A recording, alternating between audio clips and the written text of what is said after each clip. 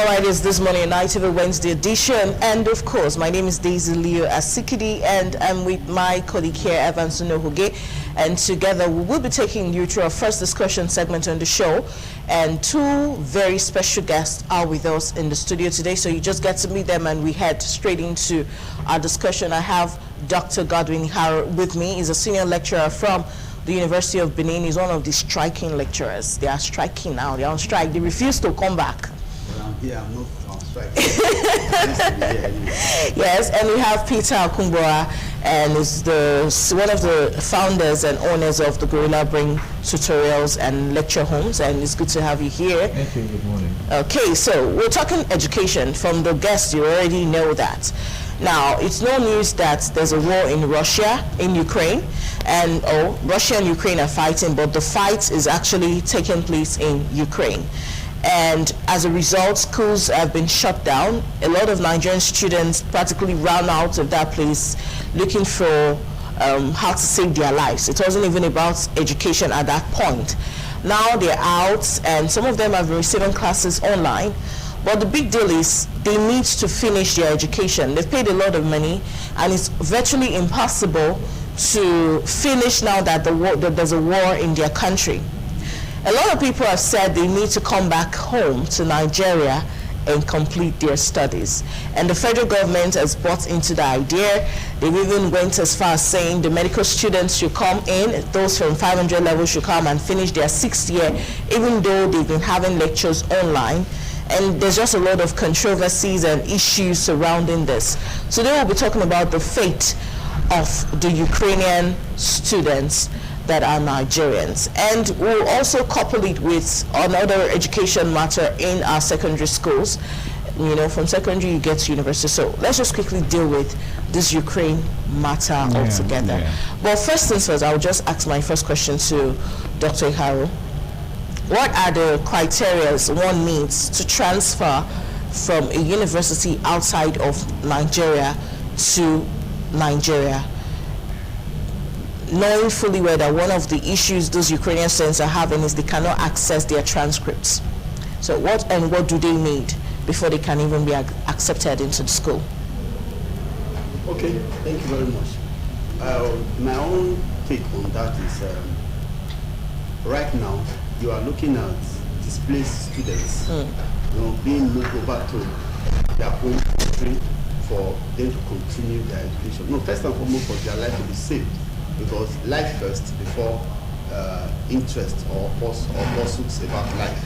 You know, they need to be relocated to a safe country. Right now, their home country. So I think the students should also value that. But if they are not alive, they will not continue any educational program. So then on that note, then on the second note, the issue of bringing them to Nigeria to continue their education. The Ministry of Education, as well as the Ministry of Foreign Affairs, must come together to look at the issue. There are issues of academic records. When you are moving a student from one institution to another, you talk about academic records. The academic records can never be compromised. Wow. Because the time comes where certain things are required, like some political, that is politicians today, talking about inability to produce academic records. A time comes in their life, we are looking at today, bringing them in. We should not compromise the academic record. The record as per transcripts or a summary statement from the school should be given to the Ministry of Education in Nigeria, and they will look at that to place them. You cannot tell a student who has not undergone a 400 level curriculum to come and start in a 500. You don't have the evidence. That's aspect of transcript. They should not compromise. They cannot get the raw scores of these students. They should look at a summarized statement from the school. The school cannot say they cannot give a summarized statement to talk about the student progression and report so far. That's on the one hand. They look at the compatibility of the students' program over there with the Nigerian curriculum. Universities are universities, they don't run the same curriculum. For example, somebody is doing aeronautic engineering, and Nigerian schools don't have aeronautic engineering. You want to come and put the person in electrical engineering. There's no compatibility in curriculum. We should look at that, the compatibility of the curriculum that they were running with and what they're going to face right now. then their academic record. Those two things should not be compromised at all. Interesting. Okay. Now, Peter Okumbawa, well, there's no doubt that there's Ukraine, there's a war in Ukraine, and the thing, I don't stay in Ukraine, so I'm just trying to imagine a warlike situation. He talked about, trying to see that schools in Ukraine facilitate by giving low scores of the students and all that. Now, I don't know, that seems is going to be a major challenge for the Nigerian authority, despite the fact that the federal government has directed that it's going to make sure that it facilitates the readmission of the students into Nigerian schools or through the Federal Ministry of Foreign Affairs. Well, let's speak on how possible is it now, when there is war in Ukraine, for the Nigerian authority to get, to even liaise with schools in Ukraine to get transcripts, to get raw scores, to even actually ascertain if they were ever students in the first place? Thank you. For me, there is a practical solution to this as much as there is a theoretical approach to it. And more often than not, I think we're dancing around the theoretical solution to it. Yeah. The expectation is that the records of these folks are already on the internet.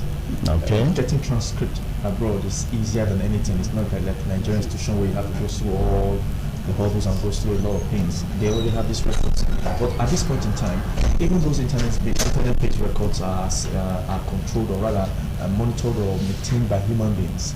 To what extent has the war in Ukraine devastated the society to the extent that perhaps they cannot even access the server or access the room or access the point where they can grant access? Or is it like it's a free-for-all, as it were? Prior to now, do these students even have unrestrained access to such documents, saying that it's their property?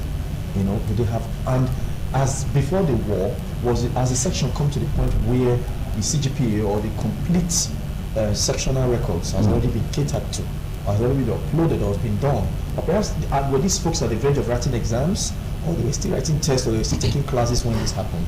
To that end, we could say that if it were that they had not done a section, they had not completed a section, chances are they don't have a record to complete that section. But they were already in the system. So the records of the year before could be taken into inventory and we are allowed to be used in other areas where they are seeking education. But here's the point. Can they even access those records? If they can access those records, then it's a lot easier to handle.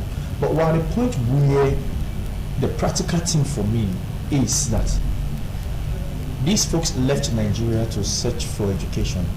I want to believe that the standard of learning medicine in Ukraine is way better than the standard in Nigeria. And integrating them back here, for me, should be fluid and easy.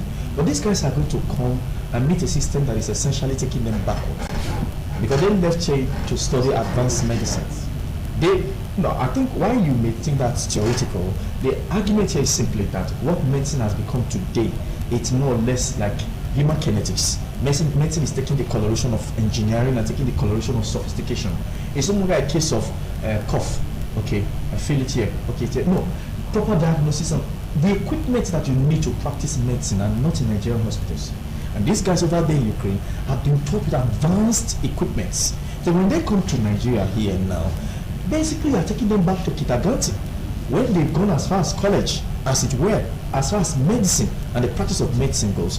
For me, the practical thing for the Nigerian government to do, seeing that we're losing medical doctors and losing medical personnel, is to take these people to other countries where advanced medicine is being studied and encourage them to come back and practice medicine. Modern medicine is not in practice as such in Nigeria. There's a pocket of hospitals here and there in big time cities in Nigeria where to even access them is financially very equivalent for the common person. Now these guys are about studying medicine with the contemporary challenges that medicine presents. We've seen people, a friend of mine died in University of Benin of lupus. It was the first time I heard about lupus.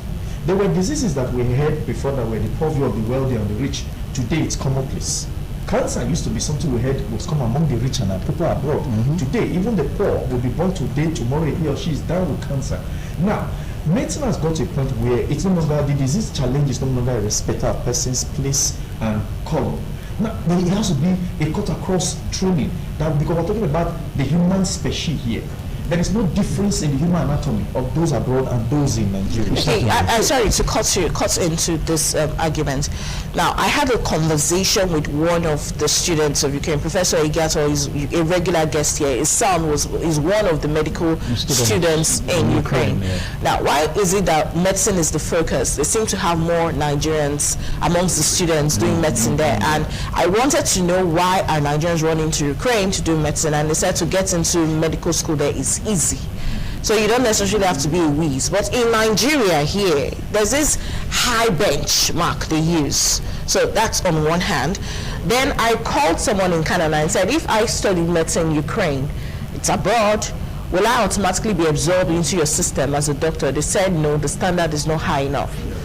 So if I'm coming from Nigeria studying medicine, I will school again in Canada or US. If I'm coming from Ukraine, I will school again. So is this so different? Let me give you some statistics.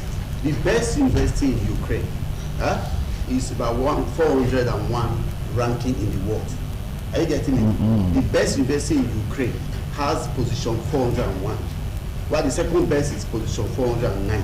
Are you getting me now? But in Nigeria, the best university in Nigeria, because he talked about disparity of educational standards between Ukraine, that you are bringing them from Ukraine to Nigeria, like bringing them to kindergarten. You know, in a way, partially correct.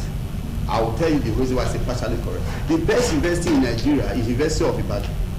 And that's position 100 and like 1,117. Yeah, but we're looking at standard. So you are bringing somebody from 400 and something. A system that is ranking 401 in the world to 1,117. Yeah, but somebody will say, no, don't you know that Nigeria is in Africa? No, it's South Africa.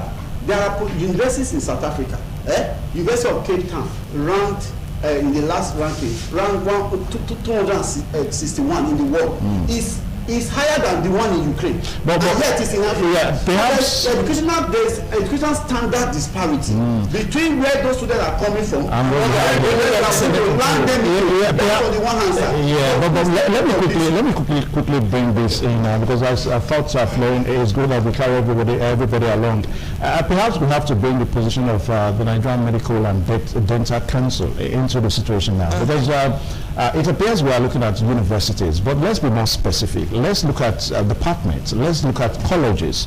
Now, there is no doubt that schools in Ukraine may be better than schools, tertiary institutions in Nigeria. But let's look at specific, colleges. College of Medicine in Nigeria, they seem to be some of the best around the world. Let me tackle that, sir. Sorry if I'm usurping.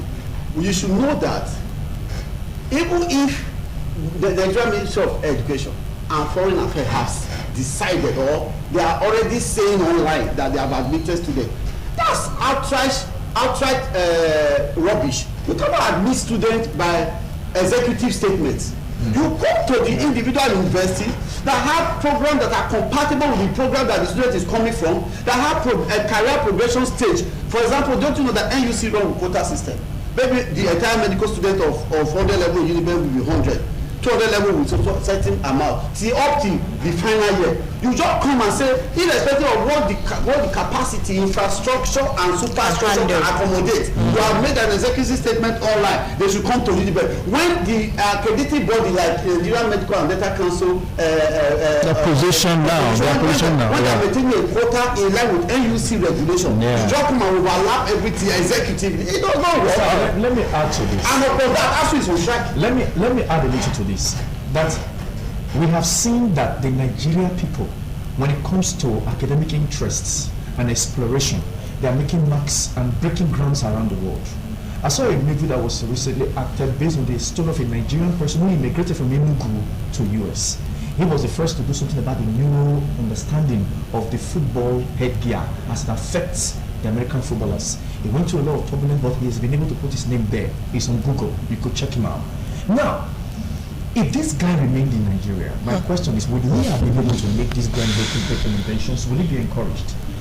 There is nothing we cannot do as Nigerians. As somebody who's in the education space, I see that there's no difference, intellectually speaking, between the white people and the Nigerian people or the black people.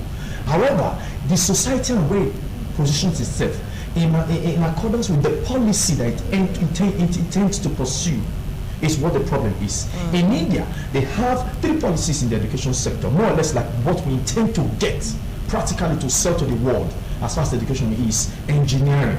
And today India is doing very well in that respect. Even in medicine. When it comes to tech engineering, when it comes to computer science, they've made their mark in the world. The Silicon Valley of the world is also now looking at India.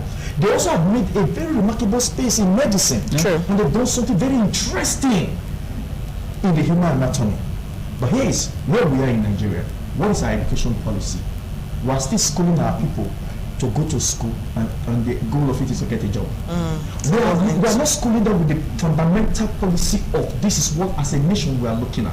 I was suggesting some time ago that Nigeria could actually perfect herbal medicine and export to the world. The Nigerian society is replenished with bushes, green leaves, that we have not even researched what this could do. And we are not thinking of something to sell. When you want to bring back this, you are telling the Ukraine students, it's a disservice for us for them to come back. It is of service for us for the federal government to realize that what Jonathan government did was in the right direction. Send them to countries that have the same level of medical training, to complete that training. Then encourage them to come back to this country and contribute that knowledge. And even those that are here, those that cannot make it out of here. Now, if there's anything at all, the NUC quota on medicine and admission to College of Medicine in Nigeria University is a reflection of a poor handling and a bastardized health sector. We have the population. Nigeria is more than 200 million. And we have how many persons trained as doctors and nurses and people in the healthcare system to take care of these people. You see, there is a big gap there. Why can't the Nigerian government invest in medical institutions, invest in hospitals? Why would Ike Ekweremandu go abroad to go and do kidney transplant? If the hospitals here have been equipped, if the personnel here have been trained to do this job, don't forget, the kidney she has is not a black kidney, it's a human kidney. It's not a white kidney, it's a human kidney. These challenges that are here, why don't you make, why is ASU even on strike? And you make it, you are talking about them coming to, it's shameless for our government to even say they should come back. Which was going to the people who are here, you don't do something about them. You're actually looking for ways to go back to class. You are not telling those who are in a better environment to come here and wait for the strike to be over, or for their sake they will call off the strike. Is that what they are saying? That was my point. Let them send them over to countries that have also advanced in medicine to complete their medicine, because the Nigerian person today is threatened, man. The threat on the Nigerian person today is if you come down with a disease other than a tropical disease, you are most surely going to die, because they can't manage you here. Medicine is no longer something you do at the primordial stage. It's all equipment and technologically oriented now. It's advanced. People don't need to depend on certain things when the equipment to get the person going until the operations are done. Even operations these days, it's no longer medicine began as an apprenticeship. People learned medicine without going to school in the time past. But medicine has advanced beyond that. The contemporary challenge today, given industrialization and the gas emissions and flaring and the pollution in the environment, has made the human species become so delicate. Life expectancy has been shortened, and yet the Nigerian government has kept people at home who are studying courses like medicine.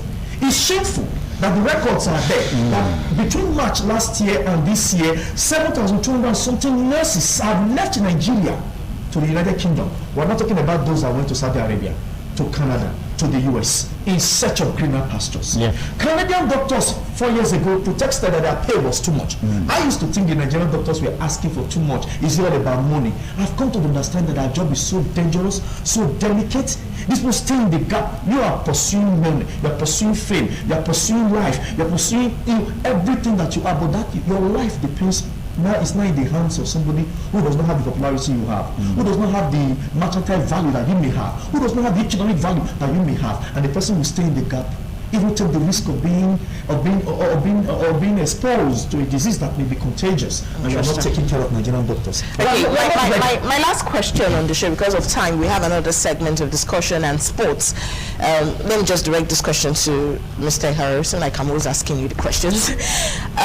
If the federal government makes this a bargaining tool for ASU, because they're saying let the students come back and start from 500 level, even though they did their 400 level online, and now the medical and dental council is saying no, they won't allow that.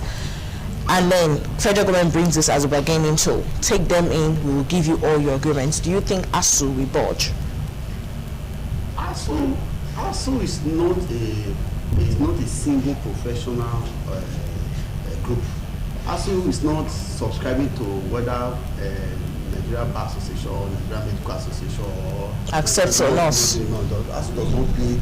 The ASU struggle is an objective struggle with a lot of history behind it, an agreement that have not been honored. It's not contingent on, it's not premised on a new development. It's an old agreement that we are pursuing. And the fraction of ASU members who belong to the medical profession is very small. There are multi-professional setting in ASU. So ASU is not subscribing to a new development of Russia, Ukraine, repatriation or saving of students. No, it does not have anything to do with that at all. But at the end of the day, if the medical council says no on this issue, the federal government should listen and make an attempt if they can convert the no to a yes. Maybe they are looking at infrastructure. Which classroom are you putting these people? Maybe the 500 level in almost all medical schools today is full. And at the end of the day, they are bringing in people. Where are they going to stay? And again, where is the infrastructure to train them? Where is the infrastructure? Where are the hospitals to place them? When the hospitals are crowded, you have refused to build more. You have not had an expansion of infrastructure and superstructure have been issued. Then you are bringing an overload. It's not, it may not work. So if there's going to be a repair of what will make the situation not to happen, you repair it instantly like an urgent response. Let them go ahead. Okay. But it's not a factor that controls ASU resumption or no resumption. The government to go back to the books. Why did they go on strike? Is there merit in this strike? And what are the things we can do about it? It's not the Ukrainian world that will now make government to now do things that will make us happy. They should follow instructions, follow agreements, and implement the agreements. All right, the talks are still ongoing, even with the federal government and ASU, and the directive given by the presidency to absorb the students is still ongoing. As a matter of fact, a website has been created with the Federal Ministry of Foreign Affairs so that affected students can register. And maybe from there, the connection that we've been talking about now can be drawn between these students and the said schools that they are in Ukraine. Away from that now, quickly, because of time factor, we also intended to do something about, trying to tame violent situations in secondary schools. Now, Peter Okumbo, this is where I feel so relaxed to bring you in, because you're a renowned education minister in Edo State, perhaps in Nigeria.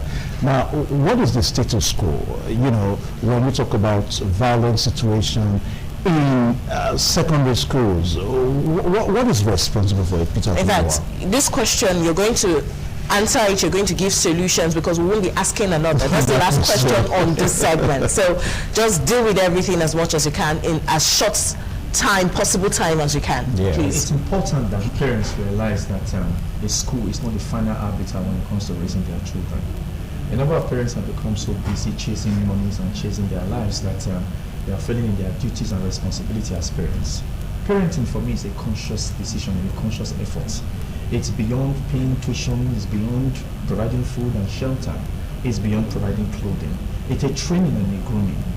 Now, in secondary schools, this is where you could nip it at the bud, because when a child leaves secondary school with such tendencies, chances are the child is going to enter the university and become a cultist. Now, in secondary schools, already taking the coloration of bullying, where you see some children believe that they are not privileged and others in their mentality. They believe they are above others, maybe they are because they enjoy some physical builds that others don't have. And they begin to exert such presence over their contemporaries.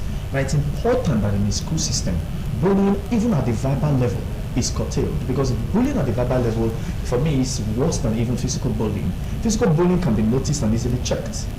Verbal bullying could be so injurious that the psychology of the child could be tainted, so that the child may not even be symptomatic to learning anymore. The one way to go about this is for the school and the parents to come to a decision that we are going to raise these kids together.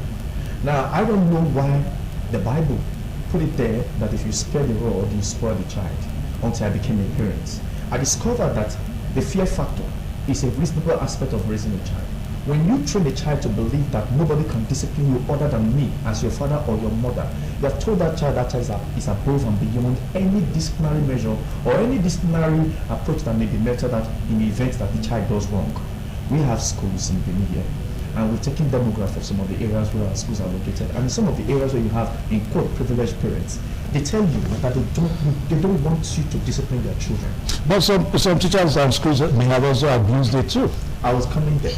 I believe that such stems from the experience of these things have been overdone before to an injurious level. But you could curtail it to a point where if you take out such disciplines from the children, you have inadvertently told them that it can become just about anything. Bullying is where the tendency for violent disposition starts. And in secondary school these days, young children are doing drugs already. We are not going to be ignorant of the fact that they are doing this. Last year at the Cavalry Ground, we had a seminar for food, drug, and sex abuse seminar in town, where we brought in experts to also let these parents know that the tendency to abuse drugs is already there in these children because they are watching stuff on their tablets, they go on the internet, they go on TV, and they can see a level of exposure from movies. All right. We want to say thank you to you, Mr. Okunbora, and we want to say thank you to you, Dr. Ikaro, for your time. We have a whole lot. We had a lot planned, but something also came up, and we need to also deal with that. Yeah. We will definitely call you again, and we pray and beg that if you're available, you make yourself available for us and the public. That's the much we're going to take on this segment on TMI this morning. We still have discussions, but on something medical, and Praise Usadibame is standing by with 2 doctors to take you through this before we call it a wrap officially on the show.